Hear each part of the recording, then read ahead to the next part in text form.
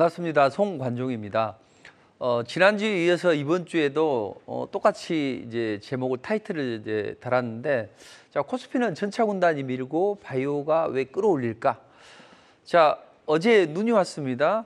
근데 이제 저는 겨울을 그렇게 좋아하지는 않아요. 근데 한참 겨울이 깊어지는 과정에서 갑자기 요즘 날씨가 따뜻해지고 봄이 성큼 다가오는 그런 움직임이 나왔어요. 자, 그 말씀을 드리는 이유는 뭐냐면 바이오 랠리는 나오지 않을 것 같고 나오지 않을 것 같고, 왜냐하면 반도체나 자동차 이쪽이 너무 셌잖아요. 그러니까 나올 듯 하다가 말고 나올 듯 하다가 말하는데, 어느 날 갑자기 날이 따뜻하면 꽃망울을 그냥 팡 터뜨리죠. 자, 그것처럼 알테오젠으로 인해서 코스닥이 바이오로 움직인다.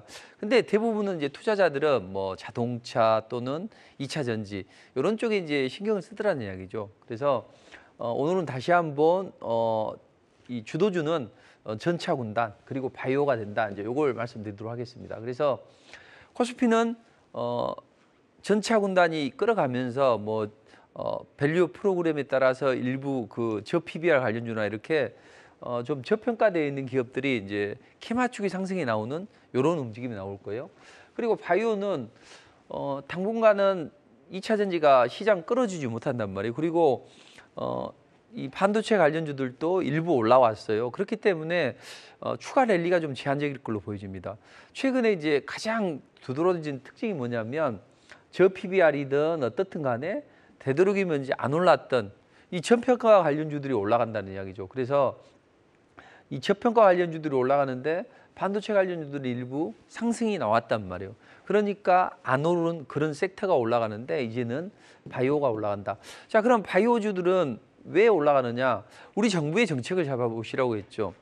자, 작년 1월부터 시작을 해서 올해까지 이어지는 아주 명확한 그 특징이 하나 있습니다.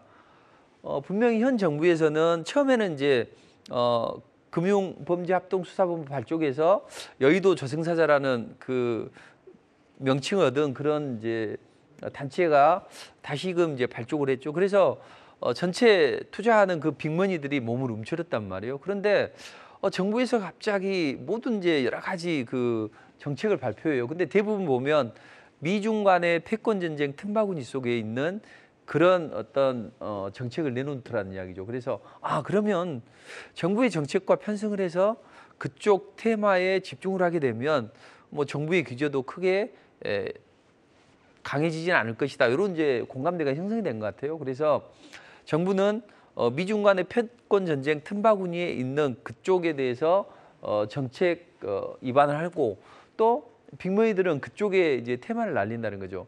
자, 근데 그 순환의 흐름을 보면 대부분 로봇 그리고 AI, 그다음 이제 2차 전지, 그다음 반도체 이렇게 흘러갔다는 이야기죠. 그 가운데 뭐 초전도체나 여러 가지 이제 뭐 양자카메라 이런 것들도 나오긴 했지만, 또 저출산이나 또는 재택근무 이런 게 나오긴 했지만 걸출한 테마가 무언가를 잘 파악을 해야 돼요. 그러니까 투자자들이 최근에 어려운 게 뭐냐면 반도체가 올라간다. 지난 설 끝나고 나서 반도체 시스템 반도체 관련주들이 강하게 올라갔죠. 암이 이제 호실적을 발표하면서 그때 따라 들어갔으면 또 물렸다는 이야기죠. 2, 3일 정도, 3, 4일 정도 급등 테마가 형성이 되고 금방 또 내려와요. 그러니까 테마 순환매가 작게 돌아서다 보니 투자자들은 쫓아가면 무조건 물리게 된다는 거죠. 근데 이제 우리가 걸출하게 형성됐던 테마를 보면 결국에는 작년에 뭐 2차 전지나 반도체나 자동차도 강하게 테마가 형성이 됐죠. 바이오는 지금까지 단 한 번도 강력한 테마가 형성되지를 않았습니다. 이제부터는 그런 테마가 형성이 된다는 거죠. 그래서 바이오주들이 강세를 보일 수 있다. 그 불을 지핀 게 HLB죠. 제가 작년부터 누누이 말씀드렸죠. 우리 정부의 정책을 잘 봐라. 우리 정부는 지난번에 그 2차 전지 쪽에서 미국의 규제 때문에 혼쭐이 났었죠. 그래서 이번에는 미국이 바이오 굴기를 선언한 중국을 잡기 위해서 여러 가지 이제 원료의약품을 미국에서 생산해내라, 뭐 이런 이야기를 하고 있죠. 그러다 보니 이거 안 되겠구나, 우리 이번에는 잘 대응하자, 그런 이제 준비를 했던 것이고, 그다음에 선진국으로 도약하기 위해서 반드시 넘어야 산이 있습니다. 그게 바로 제약 바이오 산업이라는 거죠. 정말 선진국들은요 이 자리를 양보를 하지 않습니다. 그래서 각종 이제 규제가 좀 세지는데, 자, 지금은 우리 정부에서 이제 정책은 딱 세 가지예요. 바이오 정책 좋아. 우리가 선진국으로 거듭나기 위한 그 바이오 정책은 세 가지다. 첫째, 의료기기 수출을 늘려보자. 또 하나는 글로벌 빅파마를 2개 정도 만들어보자. 그리고 블록버스터급 신약을 2개 정도 해보자. 요거잖아요. 근데 글로벌 빅파마는 어디예요? 삼성바이오로직스, 또 셀트리온. 근데 얘들이는 이제 순환매를 만들면서 랠리가 나오죠. 이 블록버스터급 신약, 이게 큰 대박이 나온다고 말씀드렸죠, 계속. 근데 신약을 할 때 보면 여러 가지 이제 임상을 진행하죠. 근데 신약을 하면 뭐 10년 이상 이렇게 걸려요. 근데 대부분은 우리 그 기업들은 자금이 충분치 않아요. 특히 이제 금리 인상 시기다 보니 임상이 자꾸 지연이 됐단 말이에요. 근데 돈이 있는 기업은 HLB처럼 돈이 있는 기업은 자기들이 끝까지 임상을 진행합니다. 근데 돈이 없는 기업들은 어떻게 해요? 이 후보 밀지를 판단 말이에요. 글로벌 빅파마한테. 그게 바로 알테오젠이라는 거죠. 이건 HLB고. 그래서 제가 누누이 말씀드렸죠. 간암 치료제 HLB가 FTA 승인의 기대감이 있다. 지금 이제 제가 여기서 제시를 해드렸는데 3만 원대 초반에서 제시해드렸는데 180%가 왔어요. 추가 랠리가 나올 겁니다.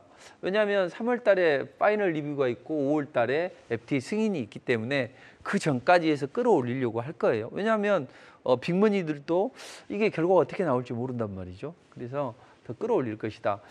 HLB가 불을 지폈고 본격적으로 이제 화상이 됐던 것은 이제 알테오젠이죠. 자, 알테오젠은 일단은 왜 올라갔냐면 어제 같은 경우는 어제하고 오늘 왜 올라갔냐면 기술 수출을 했어요. 근데 기술 수출 내용이 변경이 됐단 말이에요.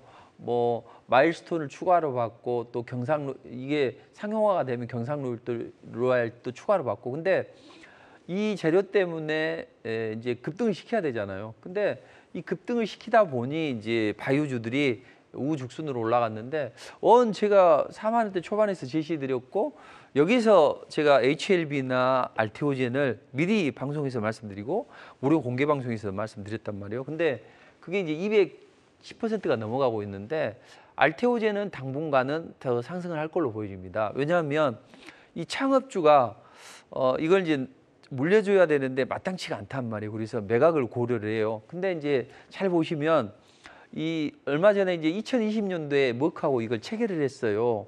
근데 이번에 바뀔 때는 그때 당시에는 글로벌 빅파마 10대 글로벌 빅파마다 이런 이야기를 했었는데 이번에 이야기하는 게 뭐냐면 그게 머크다. 그리고 추가로 머크한테 이걸 이제 양도해주는 이런 계약을 체결한 거죠. 그래서 왜 그러냐면 머크의 경쟁사는 이 정맥 주사보다는 이 피하 주사를 주로 많이 바꾸고 있고 머크도 이거 지쳐서는 안 되겠다 이런 생각이 이제 적극적으로 알테오젠에 구애를 하고 알테오젠에게 돈을 더 받고 이제 넘긴 거죠.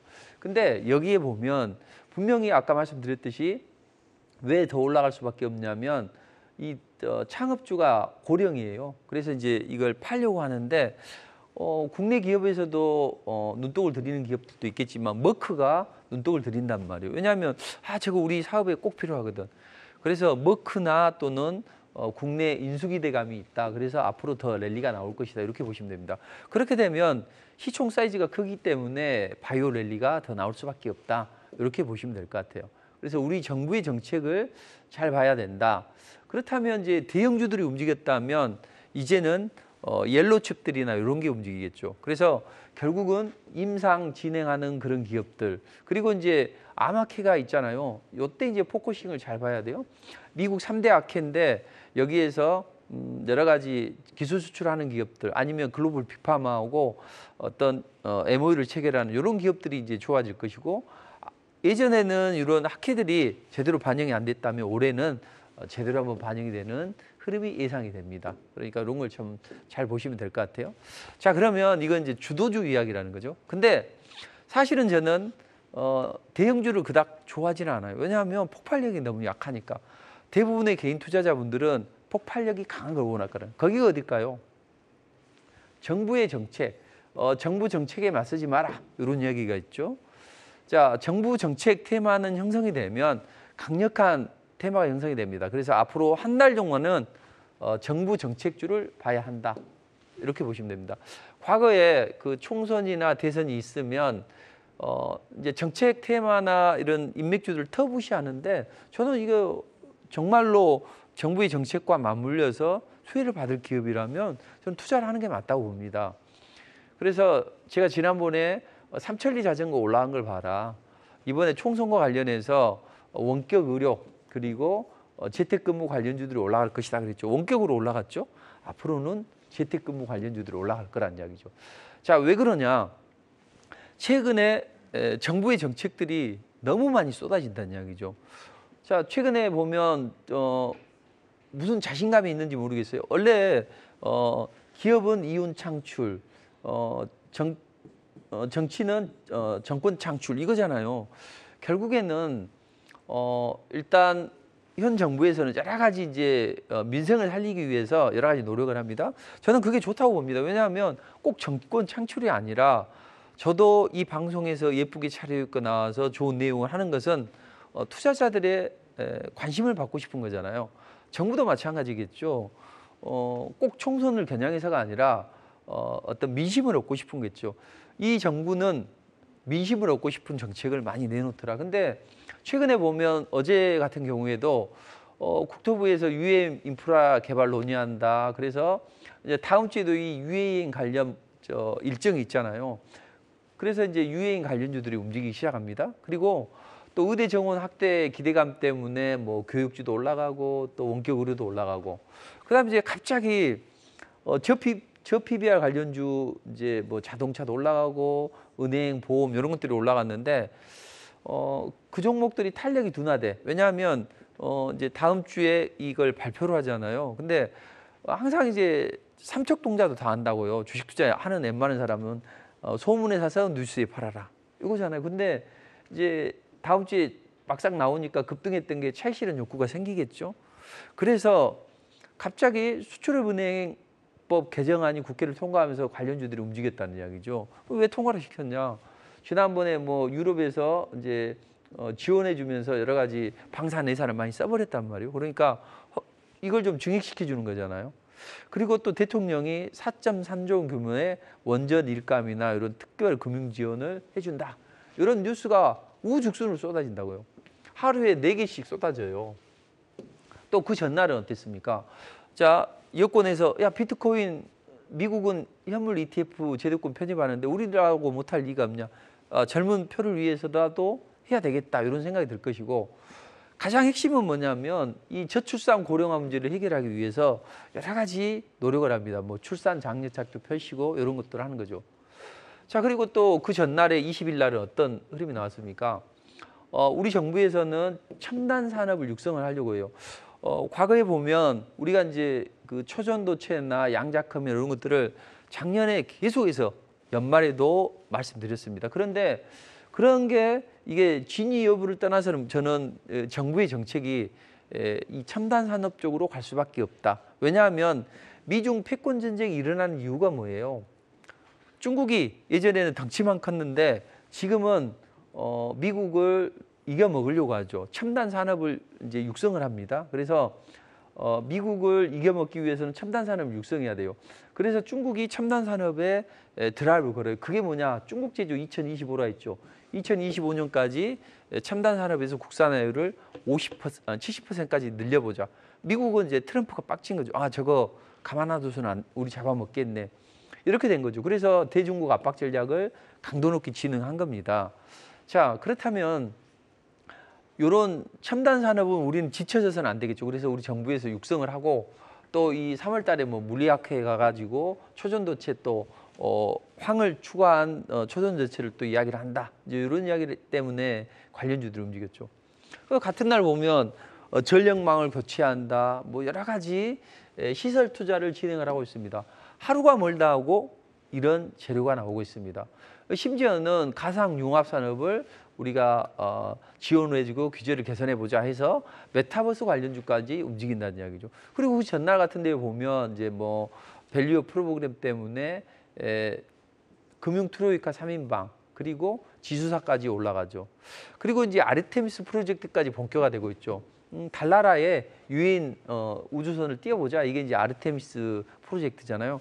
전 세계가 이쪽에 드랍을 걸고 있습니다. 그래서 우주항공청도 뭐 발족하고 이런 흐름이 나오는 거죠. 자, 그러면 제가 최근에 4일 동안에 정부의 정책이 본문을 이루듯이 집중이 되고 있습니다.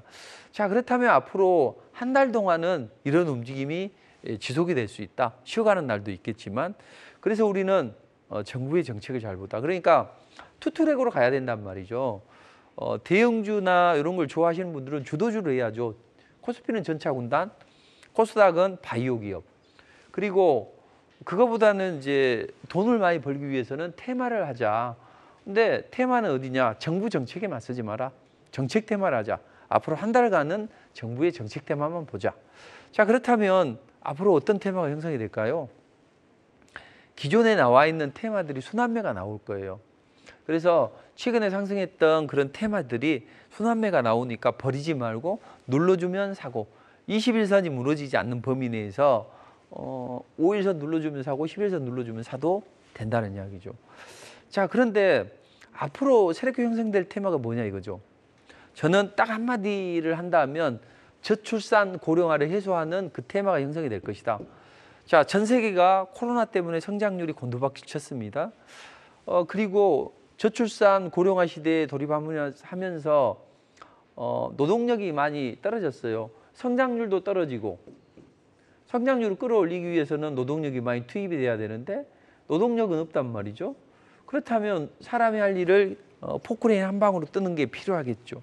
그래서 여러 가지 4차 산업혁명에 관련된 거, AI, 5G, 뭐 6G, 머신러닝 이런 것들이 다 필요한 거죠. 자, 그렇다면 이런 문제를 해결해야 되는데 마찬가지로 우리나라는 특히나 저출산 문제가 큰 문제가 되죠, 사회적으로. 그래서 보조금도 많이 주고 이렇게 하는데, 자, 이걸 해결하려면 어떻게 해야 될까요? 살기 좋게 만들어주면 되잖아요. 근데 사실은 누구나 다, 국민 누구나 다 병원에 가는 거 많이 짜증난단 말이죠. 그럼 이제 가벼운 것은 원격 의료를 통해서 하면 우리가 밖에서 근무하다가 애가 아프다고 또 애 없고 또 병원에 가고 하루 반차 썼네 마네 이런 소리를 할 필요 없는 거죠. 그리고 재택근무를 하게 해준다면 굳이 뭐 어린 꼬마애를 뭐 유치원에 보낼 필요도 없고 어렸을 때는 내 일하면서 또 키울 수도 있는 거고, 그러면 이렇게 여러 가지 저출산 고령화 문제를 해결할 수 있는 것들이 올라가는데, 원격 의료는 또 의료계 의대 증원과 관련해서 이제 상당히 또 한번 다시 다음 주에 이제 움직일 수 있는 여건이 형성이 되고 있습니다.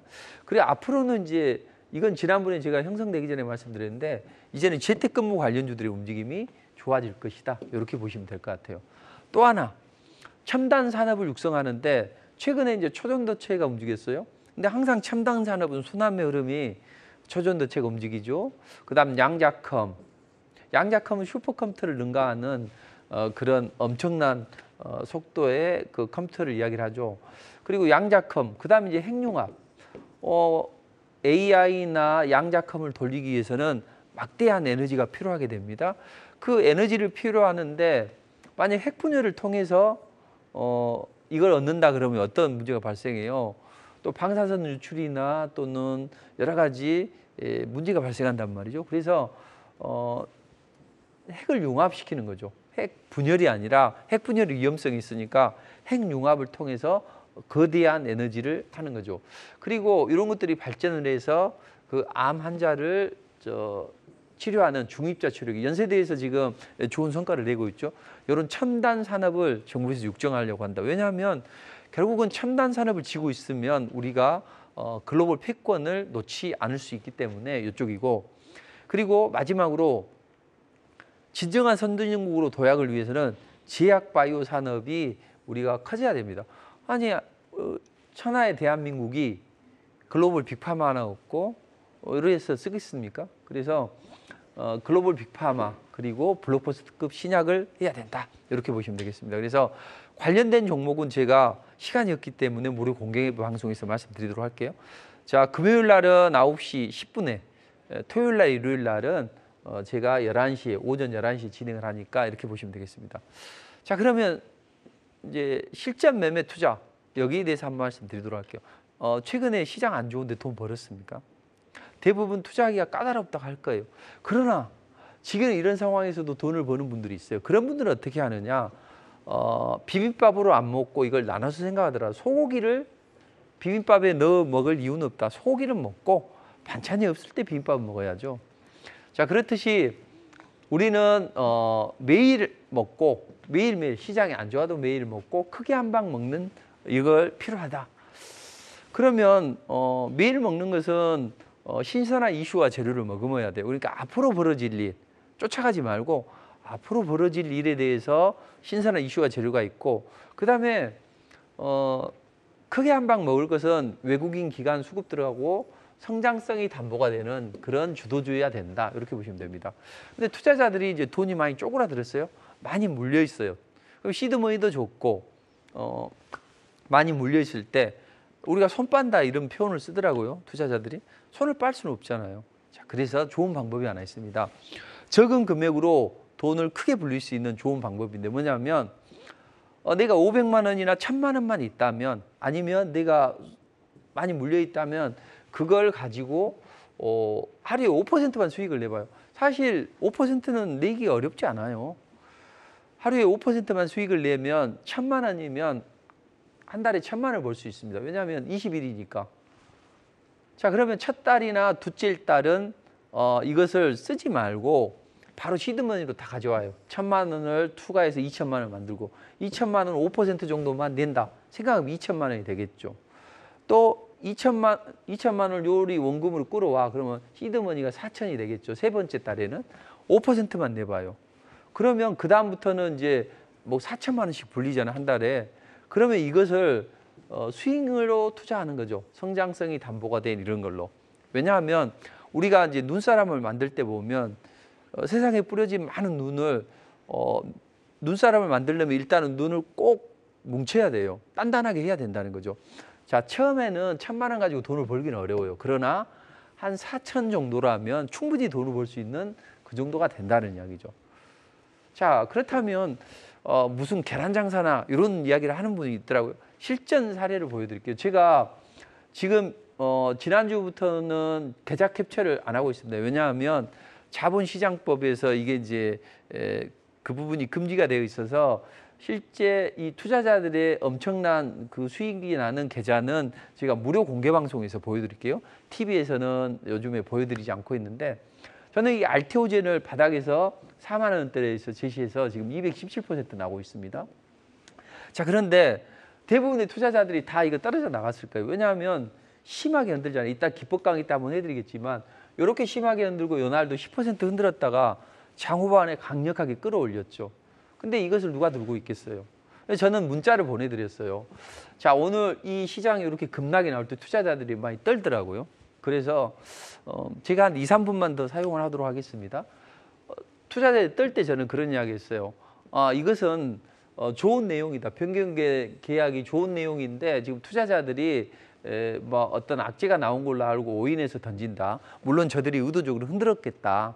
그러니까 우리는 전혀 걱정하지 말고 겁내지 말고 이렇게 홀딩해라. 지금 한 200% 향해 가고 있는데 뭐 걱정이냐.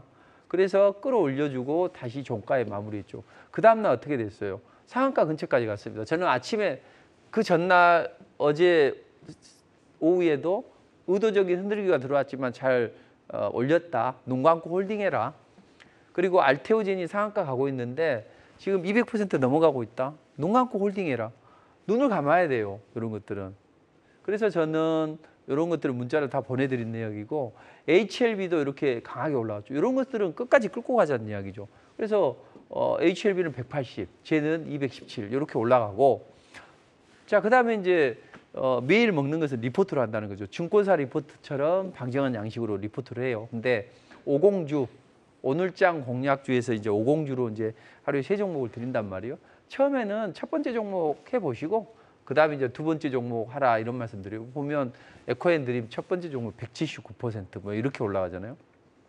이건 당일날 상한가 올라가고, 그래서 하루에 상한가를 3개 중에 2개가 올라가는 달도 많고 한 이제 모든 종목이 다 올라가요. 10% 이상. 그래서 VI가 발동이 되는 걸 저는 이제 트리플 크라운이라고 표현을 하는데 네페스아크도 상한가 치고 그 다음날 급등이 나오고 오늘 또 이제 에이징랜드가 올라갔는데 이런 것들을 보면 상승 초기에서 사요. 그래서 급등이 나오면 팔아주면 되는 거죠. 리포트를 이제 저는 발행을 해드리고 아침에 8시 10분에 아침에 9시 7분 내에 매수를 해요. 그 급등이 나오면 파는 건데 플레이디 같은 경우에는 이제 다음 주에도 또 슈팅이 나올 것 같아요. 그리고 이번 주에 해드렸던 게 네페스아크인데 상한가를 쳤어요. 상한가를 치면 팔 필요 없는 거죠. 그래서 네페스아크가 상한가 기록 중이니까 홀딩해도 된다. 그 다음에 이제 그 다음날 9시에 팔아야 된다. 이런 게 꿀팁이죠.